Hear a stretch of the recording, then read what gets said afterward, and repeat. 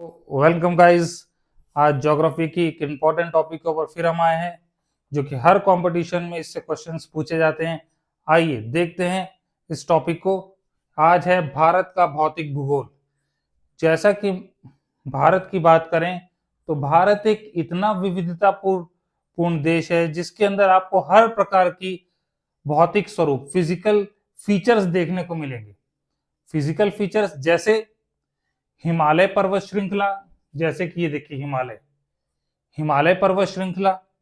इसके अलावा देखिए दूसरे नंबर पे उत्तरी मैदान, जो कि गंगा नदी से लेकर ब्रह्मपुत्र नदी तक जो है वो हमारा नदी उत्तरी मैदान कहलाता है। तीसरे नंबर पे प्रायद्वीपीय पठार, जो हमें देखने को मिलता है यहाँ पे त्रिभुज आकार में। प्रायद्वीपीय भारत में प्रायद्वीप का पठार पाया जाता है। इसके अलावा देख सकते हैं चौथे नंबर पे भारतीय मरुस्थल है। भारत में एक ही मुख्यतः मरुस्थल है, जो कि थार मरुस्थल है, जो राजस्थान में आपको देखने को मिलेगा बेटा। इसके अलावा नेक्स्ट है तटीय मैदान। जैसा कि आपको मालूम है भारत जो है का दक्षिण भारत जो है प्रायद्वीप भारत के नाम से जाना जाता है, क्योंकि दक्षिण भारत जो होता है, प्रायद्वीप का अर्थ होता है, कई बार एग्जाम में आया, प्रायद्वीप का अर्थ होता है तीन तरफ से पानी से घिरा हुआ। तो ये जो निचला भाग है भारत का दक्षिणी भाग, ये पानी से घिरा हुआ है तीन तरफ से। एक तरफ अरब सागर है, क्वेश्चन में आता है वेस्ट में यानी पश्चिम में अरब सागर है, ये अरब सागर है। पूर्व में आपका बंगाल की खाड़ी है, और नीचे आपका दक्षिण यानी साउथ में आपका हिंद महासागर। तो ये बेटा प्रायद्वीपीय भारत हो गया। और इस अरब सागर से लगा हुआ भाग, जो कि गुजरात से शुरू होता हुआ महाराष्ट्र, गोवा, कर्नाटक, केरल, ये तटीय भाग है। इसी को हम यहाँ पर तटीय मैदान के रूप में पढ़ेंगे। और यहां से आए तो तमिलनाडु, आंध्र प्रदेश, और ये उड़ीसा और पश्चिम बंगाल, ये आपका बंगाल से लगा हुआ तटीय मैदान है। तो इसके अंदर दोनों चीजें हमें पढ़नी पड़ेगी, तटीय मैदान में बंगाल की खाड़ी से लगा हुआ और अरब सागर से लगा हुआ। और आखिरी पर है बेटा द्वीप समूह। भारत में दो मुख्य द्वीप है, आपको मालूम होना चाहिए। एक बंगाल की खाड़ी में, जो कि अंडमान निकोबार द्वीप समूह है, जो कि अरब सागर जिसे अरेबियन सी कहते हैं, वहां पर बेटा आपका लक्षद्वीप देखने को मिलता है। इसको भी हम पढ़ेंगे। तो ये पूरा भारत का स्वरूप जो है, फिजिकल फीचर्स यानी भौतिक स्वरूप, हम इस चैप्टर में पढ़ेंगे। फिलहाल आज हम, ये बहुत बड़ा टॉपिक है, वीडियो को ज्यादा लंबा ना करते हुए इसे हम कई पार्ट्स में डिवाइड करते हुए पढ़ेंगे, और आप सभी पार्ट्स को ढंग से देखें, और फिर उससे रिलेटेड आप क्वेश्चन यदि सॉल्व करेंगे तो आप पाएंगे कि आपका कोई भी क्वेश्चन गलत नहीं हुआ। चलिए आइए हम पहला जो टॉपिक है वो है हिमालय पर्वत श्रृंखला। हिमालय देख लीजिए बेटा, मैंने यहाँ पे आपको भारत के मैप में दिखाया है। जम्मू कश्मीर से शुरू होता हुआ ये जा रहा है हिमाचल प्रदेश, उत्तराखंड, नेपाल, सिक्किम, भूटान, अरुणाचल प्रदेश। इसके बाद यही पर्वत घूमता हुआ म्यांमार, भारत के इस तरफ म्यांमार है हमारा पड़ोसी देश, वहां पर भी पहुंचता है। म्यांमार में इसको बेटा अराकान योमा पर्वत या रखाइन पर्वत भी कहते हैं। क्या बोलते हैं? अराकान योमा पर्वत या रखाइन पर्वत। इसी हिमालय को कहते हैं, जो कि आगे चलकर म्यांमार में चले जाता है। इसी पर्वत को आगे इसका एक भाग जो है पाकिस्तान में जाता है, ये पड़ोसी देश यहाँ पाकिस्तान है, इसे सुलेमान पर्वत कहते हैं। और इसी का एक भाग ऊपर अफगानिस्तान हमारा पड़ोसी देश है, वहां चले जाता है, उसे हम हिंदू कुश पर्वत कहते हैं। तो आपने ये देखा हिमालय छोटा पर्वत नहीं है, बहुत बड़ा पर्वत है। आप यहां से शुरू करेंगे जम्मू कश्मीर से, हिमाचल प्रदेश, उत्तराखंड, नेपाल, सिक्किम जो कि भारत का भाग है, भूटान पड़ोसी देश है हमारा, और ये अरुणाचल प्रदेश होते हुए जाता है। इसका एक भाग भारत में भी एंटर करता है। देखिए ये नागालैंड है, यहाँ नागा पहाड़ी, मिजोरम है मिजो पहाड़ी, मणिपुर है मणिपुर पहाड़ी के नाम से भी ये जाना जाता है। अब आगे देखें तो ये हिमालय पर्वत का उद्गम यानी कैसे ये बना, इसके पीछे मुख्यतः दो सिद्धांत है बेटा। पहला एक सिद्धांत है भू अभिनतिकी उद्भव सिद्धांत, इसको जियो साइक्लिकल थ्योरी कहते हैं। जियो साइक्लिकल थ्योरी क्या कहती है कि पहले जहां पर आज हिमालय है वहां पहले टैथीस सागर था। कौन सा सागर था बेटा? टैथीस सागर। और टैथीस सागर के उत्तर में अंगारा लैंड था और टैथीस सागर के दक्षिण में गोंडवाना लैंड था। देखिए मैंने यहां लिखा है टैथीस सागर था, उसके उत्तर में अंगारा लैंड था और दक्षिण में गोंडवाना लैंड था। और यह माना जाता है कि इसमें जो नदियां हैं, अंगारा लैंड की नदियां और गोंडवाना लैंड की नदियां, अपना जो जल है वो टैथीस सागर में गिराती थी। और सारी नदियां जब अंगारा लैंड और गोंडवाना लैंड की नदियां टैथीस सागर में अपना जल गिराती गई तो धीरे धीरे करके वहां जो है अवसाद, बहुत सारा कंकड़ बजरी पत्थर जिसे हम अवसाद कहते हैं, वो जमा होता चले गया। और आगे चलकर जब दो प्लेट्स, यूरेशियन और एशियन प्लेट्स आपस में करीब आई तो वलित पर्वत का निर्माण हुआ, उसी से हिमालय निकल के आया। तो हिमालय का जो ये भू अभिनत के सिद्धांत है, ये बताता है कि एक टैथीस सागर था जिसके उत्तर में अंगारा लैंड और दक्षिण में गोंडवाना लैंड था। और इसके जो नदियां जो है, इसके द्वारा जो नदियां अपना अवसाद जो है एक टैथीस सागर में गिराती थी और फिर यूरेशिया और एशियन प्लेट्स जब आपस में करीब आई, प्लेट्स क्या है, धरती के नीचे का जो भाग है जो आपस में एक तरफ आएगा तो ऊपर ऊपर जो है हिमालय का निर्माण हो। इसलिए हिमालय को नवीन वलित पर्वत कहते हैं। बहुत इंपॉर्टेंट है बेटा, जिसको हम बोलते हैं न्यू फोल्डिंग माउंटेन, यानी कि जो वलित मुड़ता हुआ जो है पर्वत का नहीं। इसलिए क्वेश्चन आता है कि हिमालय क्या है, पुराना पर्वत है कि नवीन है? तो बेटा नवीन वलित पर्वत है हिमालय। ये क्वेश्चन बहुत इंपॉर्टेंट है। अब आगे देखते हैं, दूसरा सिद्धांत है प्लेट विवर्तनिक सिद्धांत, उद्भव सिद्धांत, यानी प्लेट टेक्टोनिक थ्योरी। और यह बताता है कि एशिया प्लेट और यूरेशिया प्लेट जब आपस में नजदीक आए तो ये दो प्लेट्स, एशियन प्लेट्स यानी धरती के नीचे एशिया की प्लेट है, और एशिया और यूरेशिया की, यूरोप की और एशिया की प्लेट्स को एक साथ हम यूरेशियन प्लेट कहते हैं। क्योंकि ये भारत है, भारत के पश्चिम में ही यूरोप पड़ता है बेटा। तो यूरोप की प्लेट्स और एशिया की प्लेट्स जब आप आपस में जमीन के नीचे एकदम एक दूसरे के करीब होने लग गई, तब जाकर हिमालय का निर्माण हुआ। तो ये दो सिद्धांत है। पहला मैंने आपको भू अभिनति के उद्भव सिद्धांत पढ़ा, दूसरा प्लेट विवर्तनिक सिद्धांत है जिसमें प्लेट्स जो है आपस में होती है। इसमें टैथीस सागर और अंगारा लैंड और गोंडवाना लैंड के बारे में बताया।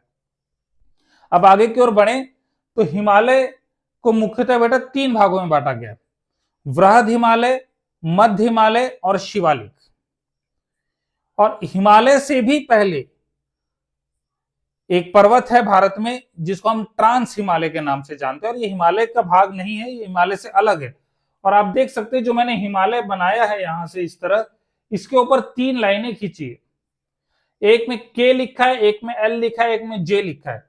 काराकोरम, लद्दाख, जास्कर, ये तीनों श्रेणियां मिलाकर ही आपका बनती है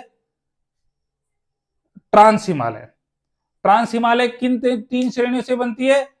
मेरे साथ बोल सकते हैं आप, काराकोरम, लद्दाख और जास्कर। ठीक है बेटा, काराकोरम, लद्दाख और जास्कर, ये तीनों श्रेणियां, सबसे ऊपर काराकोरम, उसके नीचे लद्दाख और उसके बाद जास्कर।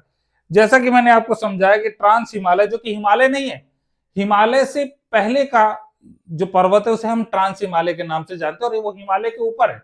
आप देख सकते हो हमारे अभी फिलहाल जो मैप है उसमें ये जो है आपको लद्दाख में दिख रहा है, जो लद्दाख हमारा संघ शासित प्रदेश है उसमें दिख रहा है काराकोरम, लद्दाख और जास्कर।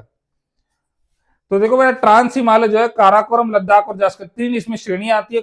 और भारत की सबसे ऊंची पर्वत चोटी का नाम कहें भारत की तो वो है K2 गाडविन आस्टीन। कौन सी है बेटा? K2 गाडविन Austin.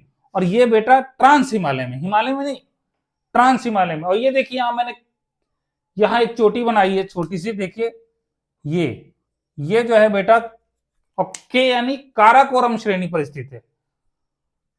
तो काराकोरम श्रेणी पर स्थित है ये, यानी कि ट्रांस हिमालय में काराकोरम श्रेणी पर स्थित है केटू गार्डविन ऑस्टिन पर्वत श्रेणी, जो कि चोटी, जो कि भारत की सबसे ऊंची पर्वत चोटी। ये क्वेश्चन बहुत ज्यादा आता है। इसके अलावा देखिए काराकोरम श्रेणी पर बहुत सारे ग्लेशियर हैं बेटा। ग्लेशियर, वो ग्लेशियर कौन कौन से हैं जो कि बहुत इंपॉर्टेंट एग्जाम से पूछे जाते हैं। ग्लेशियर मतलब ऐसे पर्वत जो कि हिम के बने हुए हैं, यानी कि स्नो या बर्फ के बने हुए हैं। देखिए सियाचिन ग्लेशियर का नाम सुना होगा आपने। सियाचिन, हिस्पार, बियाफो और बालतोरो और चोगोलुंगमा, ये इंपॉर्टेंट है। और देखिए नोट भी कर सकते हैं आप, स्क्रीनशॉट लिखते हैं। हिस्पार, बियाफो, चोगोलुंगमा, बालतोरा भी है, वो मैंने नहीं लिखा है, ज्यादा इंपॉर्टेंट नहीं है। नेक्स्ट आइए बेटा, आप लद्दाख श्रेणी की बात करें, काराकोरम में आपको मिल गया भारत की सबसे ऊंची चोटी केटू गार्डविन ऑस्टिन। लद्दाख पर आते हैं तो लद्दाख में देखिए लद्दाख श्रेणी पर राकापोशी पर्वत शिखर है। कौन सा है बेटा? राकापोशी पर्वत शिखर। ये दुनिया की सबसे तीव्र ढाल वाली पर्वत चोटी है। तीव्र ढाल मतलब बहुत ज्यादा स्टीप स्लोप वाली। दुनिया की सबसे तीव्र ढाल वाली यदि चोटी पूछा जाएगा तो आपका आंसर होगा राकापोशी पर्वत, जो कि ट्रांस हिमालय में लद्दाख श्रेणी पर स्थित है। ठीक है बेटा। और लद्दाख श्रेणी की बात करिए, लद्दाख के ऊपर से एक नदी जाती है जिसको हम श्योक नदी कहते हैं। कौन सी नदी बेटा? श्योक।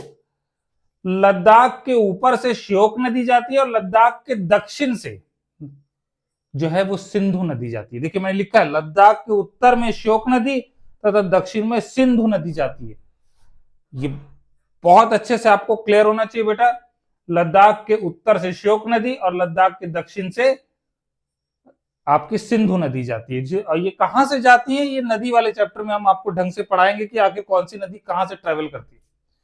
तो ये आपका ट्रांस हिमालय हुआ बेटा। अब आगे देखें हम वृहद हिमालय पे आते हैं। देखिए हिमालय को 3 भागों में बांटा गया। सबसे जो बाहरी भाग दिख रहा है आपको ये वाला, ये वृहद हिमालय। इसको हम वृहद हिमालय या ग्रेट हिमालय कहते हैं, या इसी को हम आंतरिक हिमालय या इनर हिमालय कहते हैं, और इसी को हम हिमाद्री हिमालय भी कहते हैं। यानी हिम हमेशा यहाँ पर हमेशा 12 महीने यहाँ पर बर्फ जमी रहती है, इसीलिए इसको हिमाद्री हिमालय कहते हैं। अब इसके और 2 भाग है, एक है मध्य हिमालय या लघु हिमालय और एक है शिवालिक। इस वीडियो में हम सिर्फ एक पार्ट कवर करेंगे लघु हिमालय, सॉरी ग्रेट हिमालय का, यानी कि वृहद हिमालय का। देखिए बेटा वृहद हिमालय पर विश्व की सबसे ऊंची पर्वत चोटी आपको यदि क्वेश्चन में आता है तो वो है माउंट एवरेस्ट। माउंट एवरेस्ट बेटा हिमालय पर स्थित है, वो भी हिमालय पर भी वृहद हिमालय पर स्थित है बेटा। और वो कहां पर है ये देख रहे हैं आप, यहां पर नेपाल में स्थित है। माउंट एवरेस्ट कहां स्थित है? नेपाल में। इसकी हाइट है 8848 मीटर। ठीक है बेटा। इसके अलावा आप ये देखिए एक चीज और देखेंगे, दूसरी विश्व में सबसे बड़ी ऊंची पर्वत चोटी यदि हम कहें तो वो है कंचनजंगा। कंचनजंगा बेटा भारत में भी स्थित है और नेपाल में भी स्थित है। ठीक है। तो देख रहे हैं आप वृहद हिमालय में महत्वपूर्ण पर्वत चोटी, सबसे दुनिया की सबसे ऊंची पर्वत चोटी आपको देखने को मिलेगी माउंट एवरेस्ट, दूसरी कंचनजंगा मिलेगी। इसके अलावा मकालू, मसालू, धौलागिरी, अन्नपूर्णा, ये सब बेटा नेपाल में स्थित है। हिमालय पर्वत में भी वृहद हिमालय की जो हम बात करें, ग्रेट हिमालय की बात कर रहे हैं, देखिए वो जम्मू कश्मीर में नंगा पर्वत से शुरू होता है और 2400 किलोमीटर तक चलता है। ये देखिए 2400 किलोमीटर चलते हुए ये तिब्बत है, और भारत का अरुणाचल प्रदेश का ऊपरी भाग है तिब्बत में नामचा बरवा। क्या है बेटा? नामचा बरवा। देखिए मैंने लिखा है सबसे जो ये वृहद हिमालय है इसकी हाइट 6000 मीटर होती है और इसकी लंबाई यानी यहां से लेके यहां तक 2400 मीटर है, किलोमीटर इसकी लंबाई है, और इसकी हाइट 6000 मीटर है। चौड़ाई 400 किलोमीटर से लेके 150 किलोमीटर। आप बोलेंगे सर 400 150? जी हाँ, हिमालय यहां तो चौड़ा है 400 किलोमीटर, क्योंकि यहां यह हो गया वृहद हिमालय या ग्रेट हिमालय, बीच वाला हो गया मध्य हिमालय या लघु हिमालय, नीचे शिवालिक। 400 किलोमीटर चौड़ा होता है यहां से, और धीरे धीरे जाते जाते अरुणाचल प्रदेश तक जाते जाते इसकी चौड़ाई कम हो जाती है, सिर्फ 150 किलोमीटर रह जाती है बेटा। तो आपने देखा कि इसकी चौड़ाई शुरुआत में 400 किलोमीटर और अरुणाचल प्रदेश जाते जाते 150 किलोमीटर रह जाती है। इसके अलावा इसकी सबसे चोटी में सबसे पूर्वी चोटी, देखिए उत्तर दक्षिण पूर्व, पूर्वी चोटी कौन सी सबसे, नामचा बरवा। और उत्तर दक्षिण पूर्व पश्चिम वेस्ट जो है सबसे पश्चिमी चोटी यहां पर है जो कि भारत में है, नंगा पर्वत। ठीक है बेटा। माउंट एवरेस्ट के बारे में बता दिया। कंचनजंगा मकालू कहां पर है, नेपाल में। धौलागिरी नेपाल में। नंगा पर्वत भारत में स्थित है बेटा। अन्नपूर्णा ये नेपाल में। नंदा देवी, कामेट, नमचा बरवा ये सब भारत में बेटा। ठीक है। ठीक है। इसके अलावा K2 गार्डविन ऑस्टिन के बारे में मैं आपको बता ही दिया। और इसी वृहद हिमालय पे सबसे महत्वपूर्ण दो उत्तराखंड में, ये उत्तराखंड दिख रहा है आपको, दो ग्लेशियर है, गंगोत्री और यमुनोत्री। गंगा नदी कहां से निकलती है बेटा, गंगोत्री ग्लेशियर से। यमुना नदी कहां से निकलती है, यमुनोत्री ग्लेशियर से। दोनों ही बेटा उत्तराखंड में, और ये वृहद हिमालय पर स्थित है दोनों ग्लेशियर। ठीक है। और हिमालय एक वलित पर्वत है, इसका कोर जो होता है वो ग्रेनाइट का बना है। मैंने आपको पिछले वीडियो में बताया कि पर्वतों का जो भाग है वो ग्रेनाइट का बना है, और जो नदियों का और सागरों का है वो बेसाल्ट का बना है। ठीक है। ठीक है बेटा, आज के लिए इतना ही, ये वाला पोर्शन काफी है। अगले वीडियो में हम मध्य हिमालय और शिवालिक पढ़ेंगे। मेरे वीडियो को लाइक करिए और चैनल को सब्सक्राइब करिए। धन्यवाद।